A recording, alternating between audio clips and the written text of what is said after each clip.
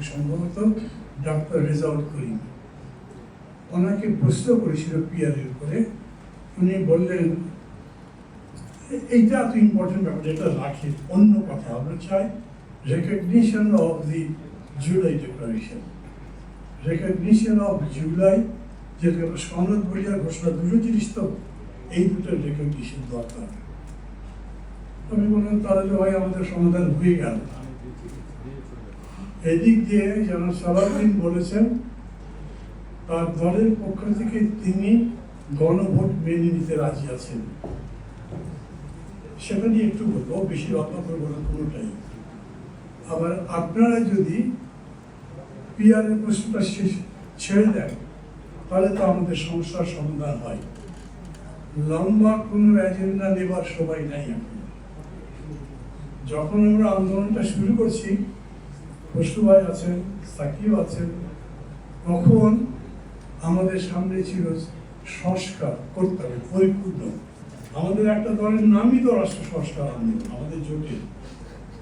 তো রাষ্ট্রের পুরো সংস্কার ছাড়া কিসের ভোট? কিন্তু বিতর্ক হলো এবং তখন আমরা বললাম যে তত্ত্বাবধায়ক সরকার বলা যাবে না, ওটার টার্ম মাত্র 3 মাস, তাতে অন্তর্বর্তী সরকার বলি, যাতে সংস্কারটা কমপ্লিট করে তারপরে ভোট করতে পারি। বিএনপি কনসেপ্টে মানব না, তবে ওটা বলতে রাজি হলো যে ঠিক আছে আমরা অন্তর্বর্তী সরকার বলি। কিন্তু অন্তর্বর্তী সরকার বললেও তার সময়সীমা বলা ঠিক হবে না, এটা ওনারা বললেন, আমরাও বলিনি, ওনারাও বলেননি, এরকম করে চলছিল।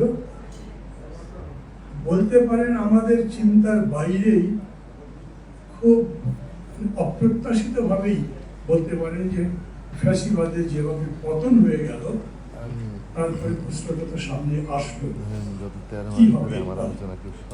বোধহয় 2 দিনের মাথায় বিএনপির পক্ষ থেকে বিশাল সমাবেশ করে বলা হলো 3 মাসের মধ্যে নির্বাচন দিয়ে ক্ষমতা হস্তান্তর করেন।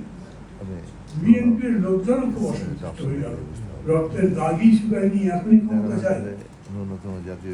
আজকে 14 মাসের মাথায় আমাদের সামনে সবচেয়ে বড় তখন বিএনপি খুব ম্যাচুরিটি পজিশনে ছিল, অনেক